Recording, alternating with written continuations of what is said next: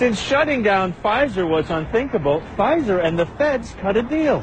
And here's how they did it. Pfizer, located here in New York, owns a company named Pharmacia Corporation, which owns another company called Pharmacia and Upjohn LLC, which owns Pharmacia and Upjohn Company LLC, which in turn owns Pharmacia and Upjohn Company Incorporated.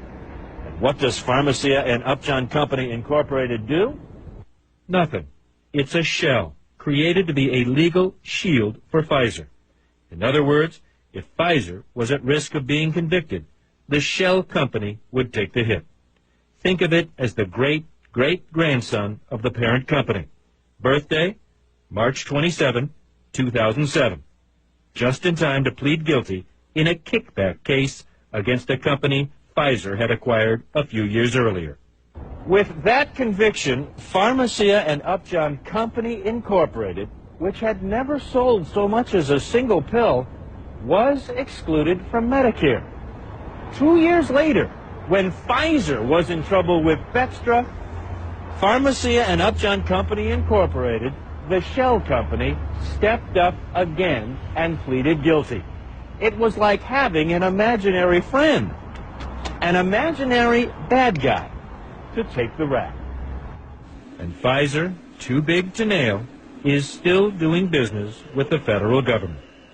It is true that if a company is created to take a criminal plea, but it's just a shell, the impact of an exclusion is minimal or non-existent. Did the punishment fit the crime? Pfizer says yes. It paid nearly $1.2 billion in a criminal fine for Bextra, the largest fine ever. It paid $1 billion more to settle civil suits, although it denies wrongdoing on allegations it illegally promoted 12 other drugs. In all, Pfizer lost the equivalent of 3 months' profit.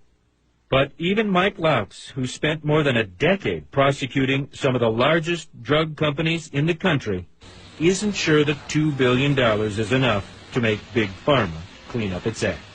I worry that the incentives are so great, the money is so great, that has maybe made it, dealing with us, the Department of Justice, as just a cost of doing business. So, Drew, what does Pfizer have to say about all this?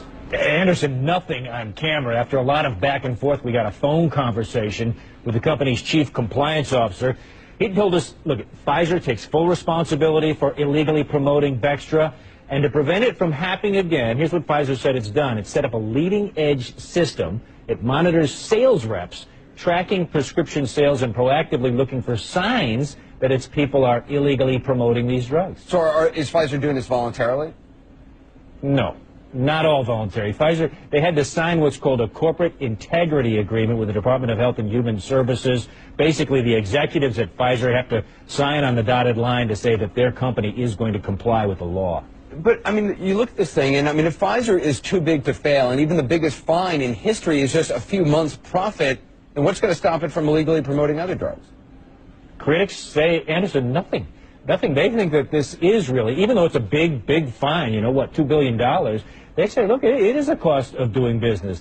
And until, even the prosecutor, until and unless somebody goes to prison, somebody high up goes to prison, and or the company is banned from selling drugs to Medicare or Medicaid, this activity, like it has in the past with so many other companies, will continue. Drew, thanks. Keep in mind.